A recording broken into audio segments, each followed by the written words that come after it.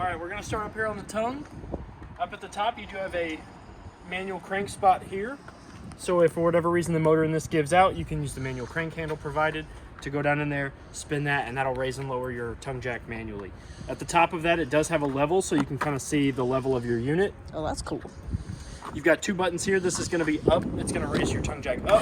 Down, it's going to push it down to make sure that the unit is level and for hooking up and disconnecting. Then you've got a light here that's going to turn on the two eyeballs on the side of your tongue jack. That's for hooking up and disconnecting in the dark. Down below that, you do have your 7-way, which is going to provide you with your running lights, your turn signals, your brake lights, and it's going to charge your battery when it's plugged into the unit, or plugged into the truck. You've got your two tow chains down here. These are going to connect to your vehicle to give it a secure connection, as well as the emergency breakaway cables. What this does is if for whatever reason it comes disconnected, it pulls the emergency brake here. And what that does is it locks the brakes up to keep it from rolling back down the highway. Behind that, you've got your two 20-pound propane cylinders, which are full other than what I use to PDI the unit, which is just to make sure the hot water heater works and the furnace works. Behind that, you've got a 12-volt Marine RV battery and its little protective box. That box is there to keep the bugs, the weather, and the elements out from making sure that your terminals don't get corroded. You do have a level down here too, so you can kind of see what the from side to side what the level of the unit is. So you use that in tandem with this to kind of make sure that your unit is flush and level.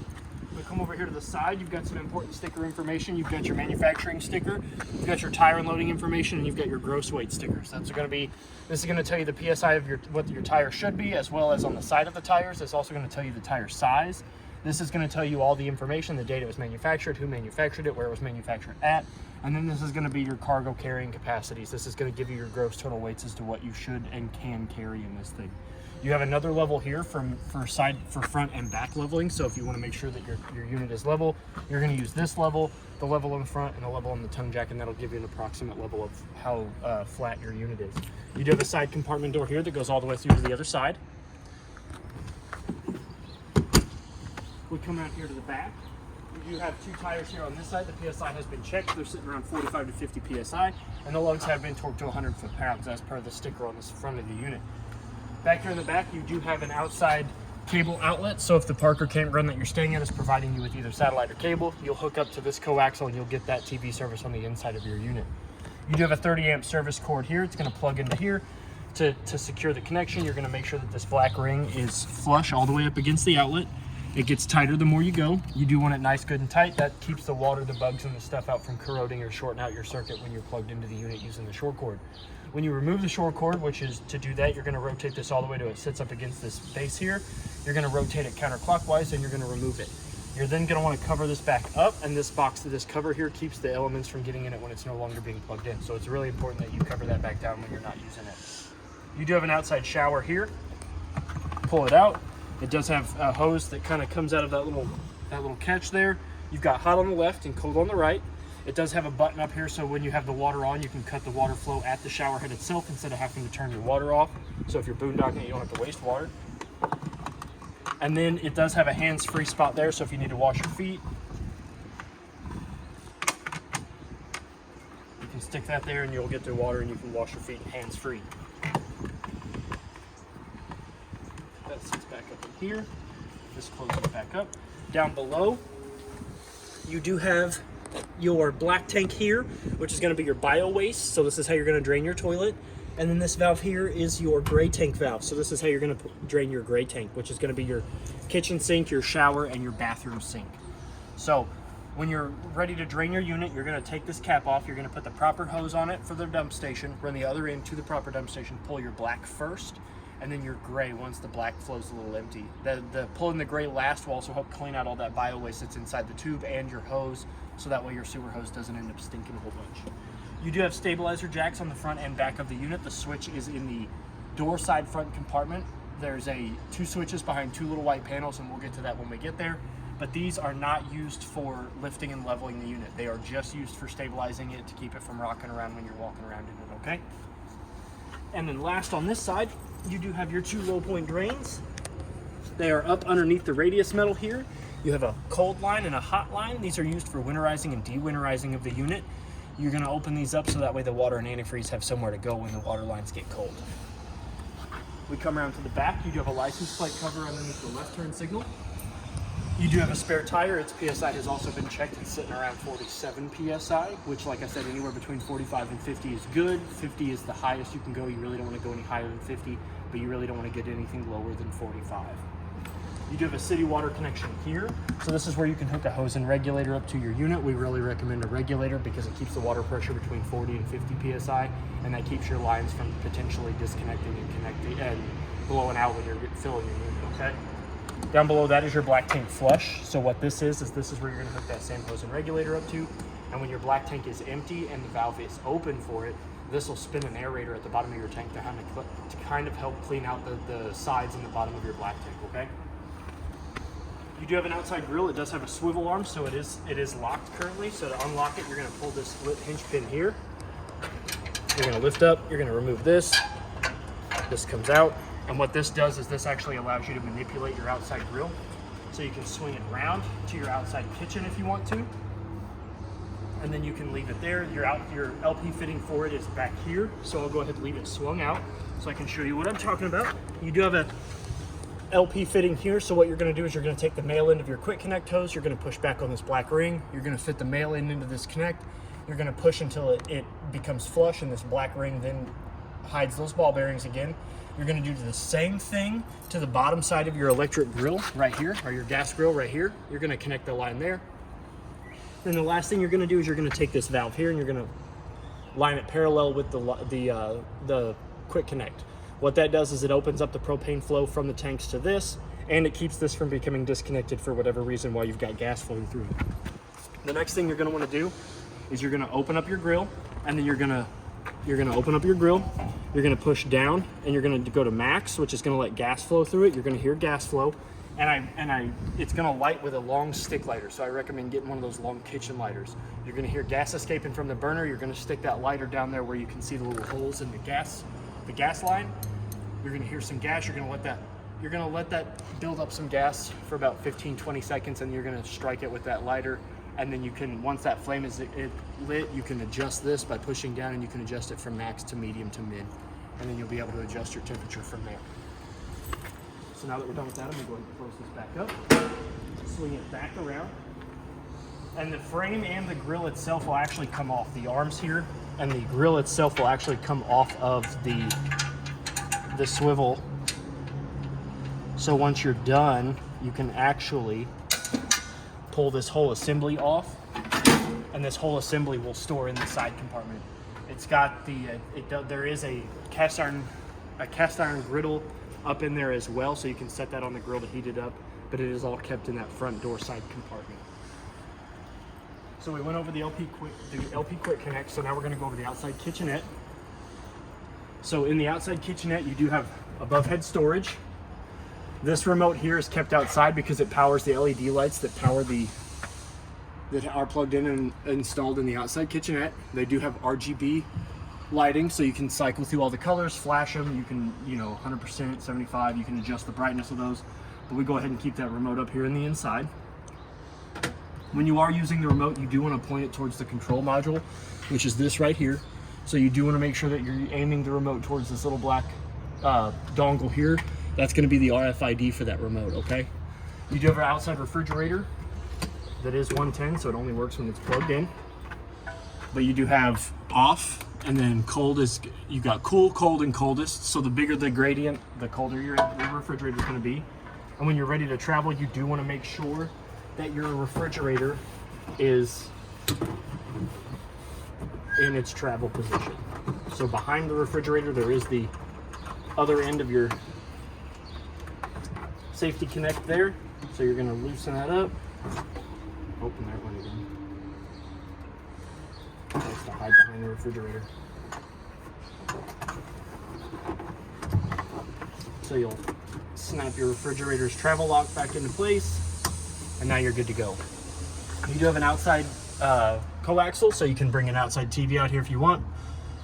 Whatever TV services you are currently getting on the inside of your unit, you will get on the outside of your unit when you're connected to this. This is a 110 GFCI protected outlet, so that way you can plug in that outside TV. You do have more counter space if we pull this out. So that way you can prep your stuff and then use your outside grill. And you do have a sink with hot on the left and cold on the right. And it's got a stopper here that you can just set down in there and it'll keep the water from going anywhere, okay? Oh, one last thing out here. You do have a manual push button light, so if you're cooking out here in the dark, you can turn that on and you'll be able to see what you're doing out here.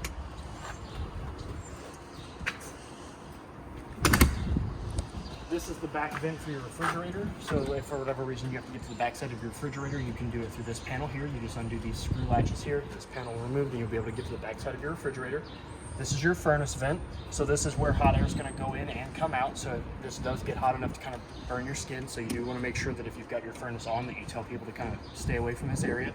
And it already does have a mud dauber screen on it, which keeps the mud daubers from going in there and building a nest and inviting their friends and families. They love the smell of gas, so it's really good that these screens are on here. You do have 2 outside Furrion speakers for your stereo that is on the inside of the unit, so you can listen to what you are listening to on the radio on the inside of your unit, on the outside as well. You do have a stove vent here, so what this does is this is the vent that vents out to the outside from what your oven is sucking up to the exhaust fan above it. When you're in travel mode, you do want to make sure that these are depressed back down into their seats, because all that's keeping this flap up in here attached to the unit is 2 little plastic rods, and if those break, that's going to fall out and you've got a wide open gap to the back side of your stove and oven, okay? Below that, you've got your freshwater tank. This is where your freshwater, you're going to stick your hose in. You're going to be able to fill your fresh tank. This is what you're going to fill, so that way your water pump can draw it from that when we turn the water pump on. You do have another outside 110 outlet. It is protected by the GFCI circuit. You also have these 2 tires here, which the lugs have been torqued to 100 foot-pounds, and the PSI is sitting anywhere between 45 to 50, as per the sticker on the side of the unit. You do have your hot water heater compartment here, which is both it's electric and gas. So if you ever want to make sure you've got water in your hot water heater, you're just going to pull back on this. As you can see, we've got water in it. You always want to make sure that there's water in it when you go to light it on either gas or electric. You never want to try to light it on either without water being in there. And then here, right here, this is your drain point. So this is your plug. You're going to remove this, and then this will allow you to drain your hot water heater. And again, this also has the smoke screen over it, so that way the mud daubers don't get in there when you've got your water heater running, okay? And then up underneath here, if you can see it, you've got that silver valve right there. That is your fresh tank drain. So that's what you're going to open up when you're ready to drain your fresh tank. Now, when you're ready to fill it, you do want to make sure that that is closed, or else the water will go in your fresh tank and then drain out of that, okay? This is the door latch. So if you want to keep your door open, your front door will open up. This will sit into that little T-shaped groove and will keep your door open for you. And then on this side is the other pass-through door compartment.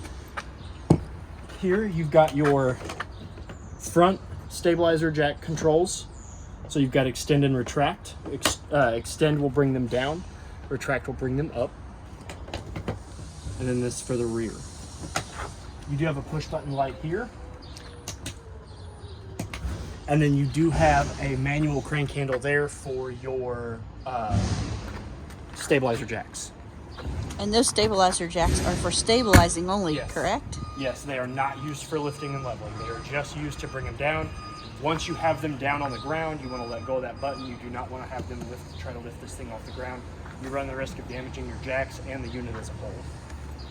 Your entry steps, now that we're done on the outside, your entry steps, when you're in travel position, your door and your entry steps should look like that.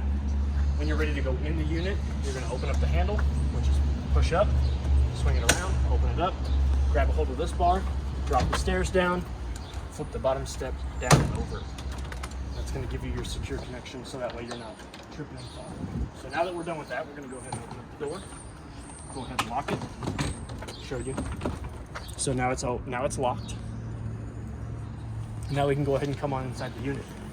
So if we step up inside, first thing you're going to notice is you do have a fire extinguisher there. They're always by the door for in case emergencies inside or outside of the unit.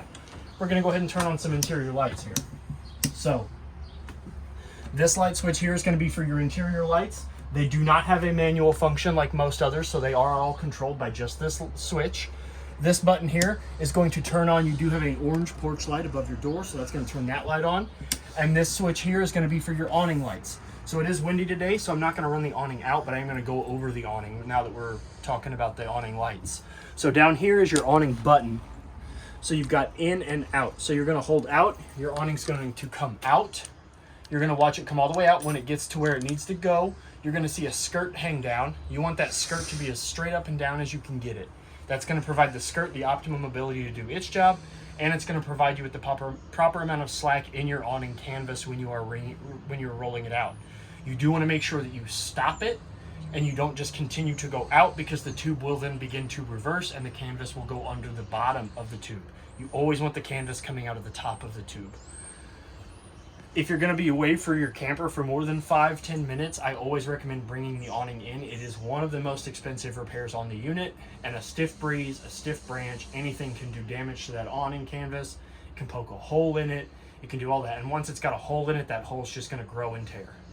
So you always want to make sure that you bring your awning arms back in. And the lights on this are actually on the tube. So if you need a good reminder to when to stop, when the lights are shining at you from the awning, you can stop the extension of your awning out, because the lights are going to be in the tube and they run a length of like in between the skirt and the top of the canvas. So you'll know that's a good stopping point when you're ready to use your awning. The next switch here is going to be your slide room switch. That's going to bring in and out this switch here, this slide here. I left it a little in so I can show you. So if we bring it out,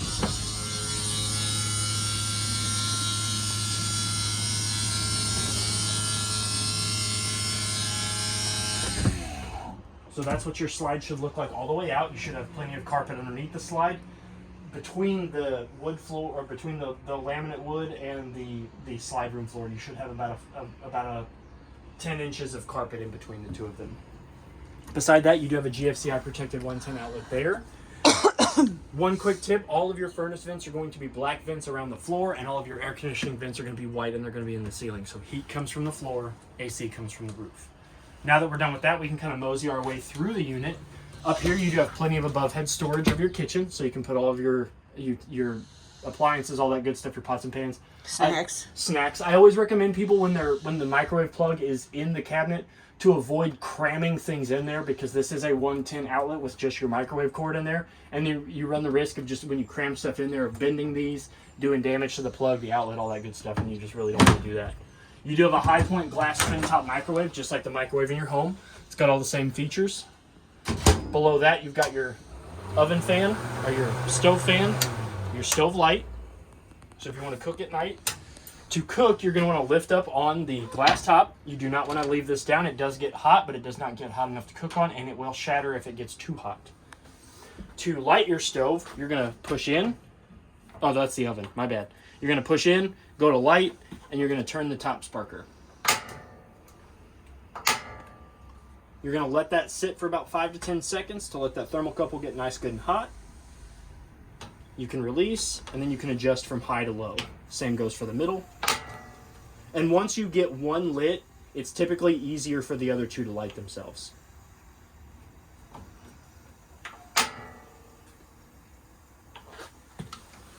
And then to turn them off, you just swivel all the knobs to off. To light the oven, what you're going to do is you're going to first open the oven door. You always want to ignite your oven with an open door. You never want to let it build up gas or heat or fumes when it is closed. You always want to light it open. To light it, you're going to push in and go to pilot on. And this is where that stick lighter from your outside grill is going to come in handy again, because you do need to light this with a stick lighter. So what you're going to do is you're going to push, turn to pilot on, and you're going to hold it pushed in. You will hear gas coming from underneath here, which is perfectly fine. And you're going to go back to that little white guy. There's a little white L-shaped device back there. That is your thermocouple / your pilot light. So you're going to take that stick lighter. You're going to ignite that. The flame will come on. Once you hold this on and push it in on pilot on for about 10 to 15 seconds, that pilot light and that thermocouple in the oven will get nice, good, and hot, and you'll be able to keep your oven ignited that way. When you're done with your oven and you turn it off, you do want to let this kind of rest open just a little bit. You never want to let it build up any extra gas or any extra heat, so you do want to do that. And then you never want to put the glass top down on your stove down right after you've left the burners on for a nice good while, because your grills do get hot, and then you run the risk of this glass shattering if you put any weight on it and those touch that. You are going to shatter this tempered glass. You do have plenty of storage underneath, as well as like a catch-all here, as well as 2 pull-out drawers here. This is your owner's bag. It's got all the information in it. This is the tool for your adjustments for your slide, or to bring it in and out manually if, for whatever reason, the motor does not work off the switch. There are motors on either side of this that you undo a set screw, and then you can pull and push each side individually. It is a lot, but if for whatever reason the motors give out, you undo the motor back here, and you can shimmy this room back in and back out if you need to, and you just tighten it back up with that tool, and that just goes into a power drill. You do have your Furion remote there for your stereo, which is right here, which we'll get to in just a second. And then your TV is a Roku TV. So if we turn it on, did I turn it on? Yep, it was blinking. Yeah, there it goes. It is a Sharp Roku TV. It gets all the, if you do have internet or anything like that, you can connect and get all your streaming services. And if you want to, you can actually get streaming live antenna TV. And it's a little bit difficult to navigate, but while we're here, I'm going to go ahead and show you what to do. So you're going to go down to settings. You're going to go to TV inputs. You're going to scroll down to live TV, and you're going to go to scan for channels. What this is going to do is it's going to give you 3 options. It's going to allow you to either scan for, so we'll scan again. It's going to give you the option to scan for antenna, to scan for cable, or to scan for both, which is something I would just get in the habit of doing, because if you're going to go to the Parker campground and you connect to their cable, you're going to want to scan for cable anyway. And so if you do this, you can pick up both their antenna and the cable at the same time. Or you can say do this later, which we'll go ahead and say do that later, because we don't have to do it because I've already done it. And then once you've gotten the channel scanned, it should automatically take you back to live TV, but then you're going to go down to one of these 5 inputs that says live TV, and you're going to select that icon. And what that icon is going to do is it's going to take you to the channel guide, which is going to give you right now I think this is pulling 14 TV, and see it's giving you a brief demo of what's playing on the live antenna channels. And then that's how you're going to get your antenna channels on a Roku TV. So now that we're done with that, we're going to go back to the kitchen. So you do have a dual basin stainless steel sink with 2 sink covers, one for each side. Your faucet does have hot on the left and cold on the right. It does have a bell-shaped faucet that can come out so you can wash your dishes, spray off your kids, spray off your husband, your wife, whatever. And it does have a from faucet to sprayer button here, and that will only stay engaged when there is water actively flowing through it. You do have a gas and auto refrigerator, so it does run off gas. So if we depress it, it's going to start running off gas. But to turn it on to auto, it'll either run off of gas or electricity, whichever one it picks up first. And then you can actually turn it on and off the whole refrigerator with this button here. To open up your freezer, you do want to push this button here. Open up your freezer. Nice big wide freezer for ice cream snacks. It does have a juice container or a soda container there if you want to put your sodas in there. Just don't leave soda cans in the freezer for too long. Yes, bad things happen. And then to open up your fridge, you're going to do the same thing with the bottom door. Your temperature control gauge is actually this white slider here. The lower you're going to get on this fin here, the warmer your refrigerator is going to get, and the higher you bring this slider, the colder it's going to get. Down below that is the backside of your furnace. So this is where a majority of your heat's going to come from. And then behind this panel here, as you can tell, the one with the furnace vent, that is where your water pump is at. That is where you're going to you're going to remove that with a size 2 square head, and that's how you're going to get to your water pump for winterization and dewinterization of your unit. So we're going to open up the bathroom door. We'll come in back here. Go ahead and turn some lights on. We're going to go ahead and open up this. You've got plenty of cabinet space back here, along with a rack so you can hang up your clothes. I like the auto on light. Yes. You do have an air conditioning vent here. You do have a ceiling vent, which to open that up, you're going to pull back on the black lever, open it up. Now there is no max air, so if you're going to open this up in the rain, do be prepared to get wet. It does have a manual button here for the fan, but you can actually run it from this second switch here. Ooh. But in order for that to work, this switch here has to be in the on position for it to work on the wall switch. And then to close it, you're just going to pull back, close it, line those teeth up, and put it back in there and close it up. Your control panel for your tanks are back here. So you do have your battery button, which as long as the unit is plugged in, you're going to read off of the L, F, G, and C. You've got your fresh tank, which is going to read off of the E 1/3, 2/3 full. Your black tank is full, so I'm going to show you what that looks like when your tanks are full, and so is your gray tank. And that's going to read off of that top, that E 1/3, 2/3 full. You've got 3 switches down here. You've got your water pump, which if we press that, your water pump is going to prime, and it's going to start siphoning water from the fresh tank throughout the water fixtures of your unit. You've got your water heater here. This is going to be your water heater on LP gas. So if we flip this switch here, it's going to illuminate. After about 30 seconds, this little DSI fault button here, this little light, it's going to turn on. It's going to stay on for about 30 seconds, and then it's going to attempt to light. You're going to hear a clicking sound coming from your hot water heater compartment. That is the pilot light attempting to light.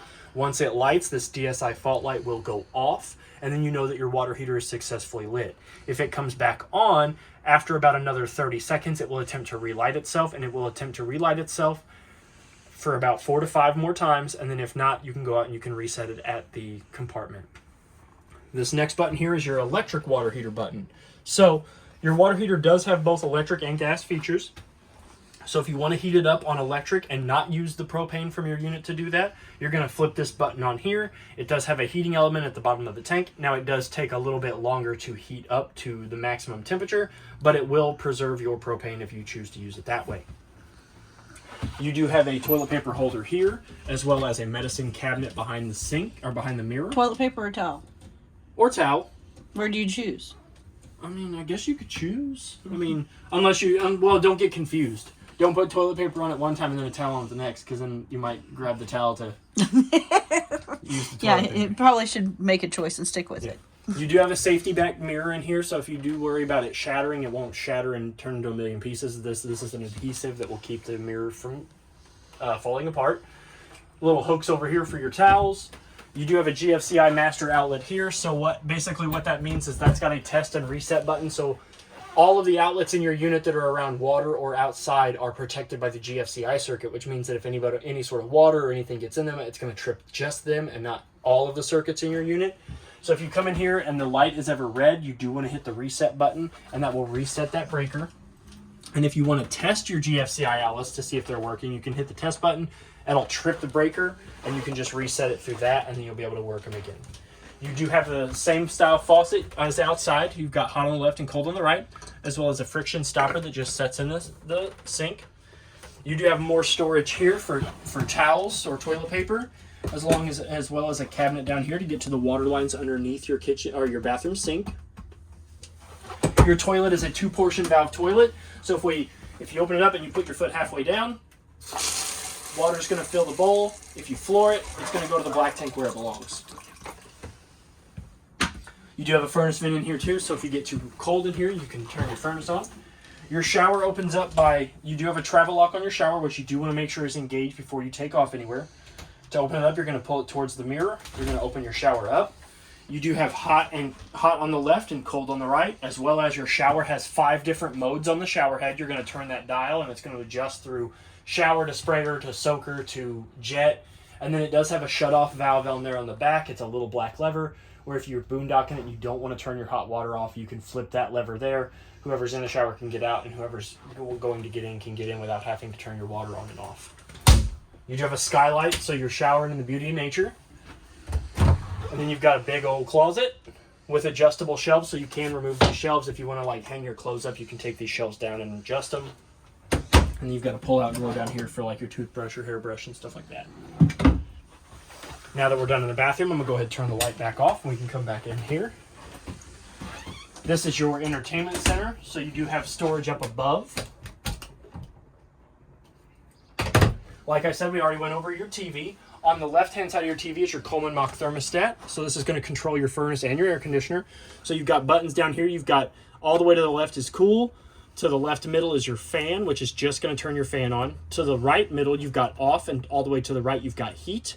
And then you've got your fan control speeds here. You've got high, low, and high. And then auto is all the way to the left. And then always on is going to be always to the right. So you've got on high, on low, and then auto high and auto low. I never recommend doing any of the lows. Don't do low auto, don't do always on low. Always keep it on high auto or high. High is going to make the air conditioner run constantly. where high auto is going to allow it to cycle. So high auto is really the recommended setting that you want to use. And then you've got a slider dial here to adjust the temperature. So it goes all the way down to 55 or all the way up to 90. You do have an LED blue light behind the TV that is controlled by this switch here. So it does turn on the little LED light behind the television. And then you do have, as provided by the previous customer, you do have a rather large surge bar, so that way you can plug in more than 2 devices. It is protected by the GFCI circuit. And then over here is your antenna booster, which if you want to get cable and satellite, you turn that button off. If you want to get antenna, you turn that button on. And you can tell if it's on because there's a little LED light right there. So if the light is on, you're only going to get antenna, and if the light is off, then you will get cable and satellite. And then there's a 12-volt power outlet right there. So if you have like a 12-volt like a camera screen or something like that, you can plug that in there. You can actually run the wires to like a DVD player or something from up here down through here, so you can set it here. And then as well as your Fury and stereo. So if we turn that on,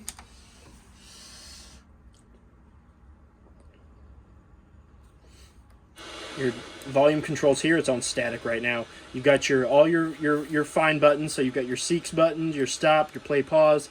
Zone buttons are here. So you've got A, which is inside, B, which is outside, and then you can actually do both at the same time.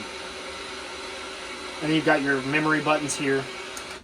It's got a CD player, so that's the eject button if you want to pop a CD in. And then over here on the side is your fuse panel / breaker box. So if we open this up, you can see that you do have your breakers. They are all labeled. The main important one is going to be GFI. It's going to be this 15 amp guy right here. So if for any reason any of your GFCI outlets trip, this is going to go into bypass, which you're going to have to flip it all the way off to flip it all the way back on again. Okay?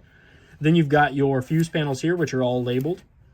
They also have auto detect feature, so if any of these blow, a red light next to them is going to illuminate to show you which exactly one is blown, and you can actually see that through this transparent screen here as well. Down below that is your LP and carbon monoxide detector. I almost called it a detester. You're going to hit this button here to test it. I always recommend, they say every 90 days. I always recommend every time you're going to use the unit. Come in when you're stocking it with your stuff to head out to the camping trip. Test this, the smoke detector above our head, and look at the fire extinguisher. They're there to save your life in case they need to, and it's just always good to make sure that they work before you head out on your adventures. Then down below that, you also have your Dirt Devil. So it is going to get loud, but in order to activate it, you're going to lift out from that.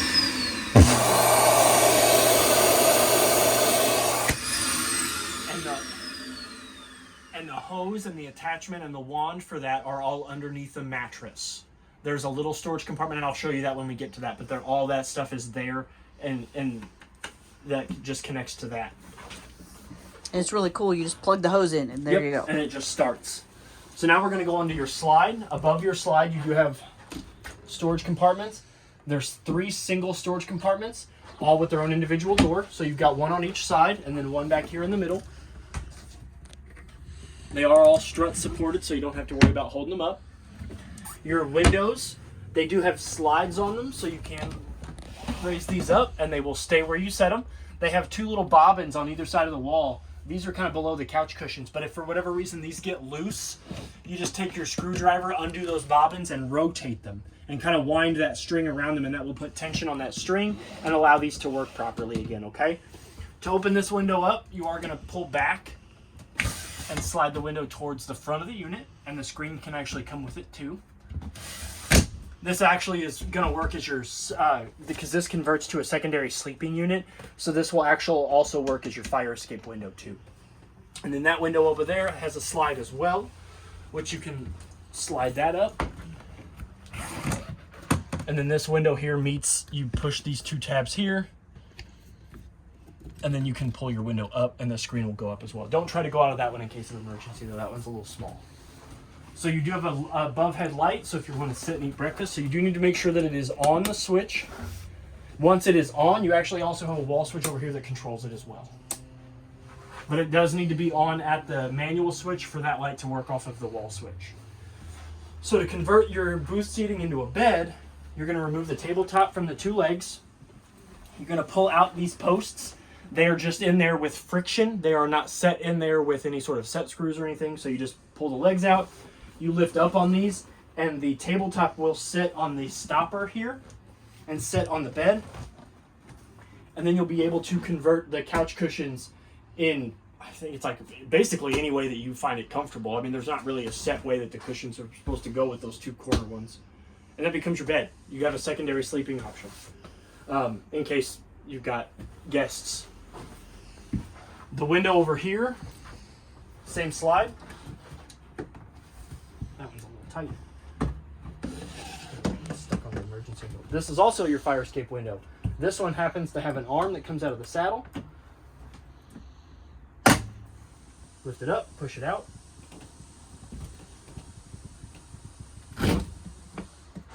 It rains, so they get water and they like to stick.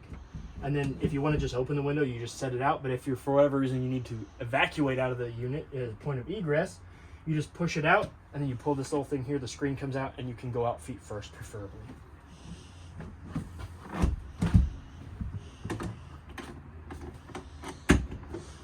Both sides of the master bed have mirrored cabinets with clothes hangers in them, like curtain clothes rods, so you can hang up your formals.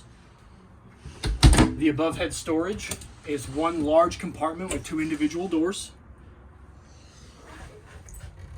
Hello, Trey. It looks like you've got a light over there in the corner too. Looks like they installed a push button light. I cannot reach it, but there is a light. You also have individually controlled lights up here above the master bed, so if one person wants to read and the other person wants to try to go to sleep, you can adjust those lights accordingly. You also have nightstands back here, as well as little cubbies underneath, as well as 110 outlets, so you can plug in your CPAP machine, your phone charger, your alarm clock, anything like that, as well as bigger nightstands here. You do have a window over there that opens up the same way. You push the 2 little tabs towards each other, and then that window lifts up. That window also has the same kind of fabric slide.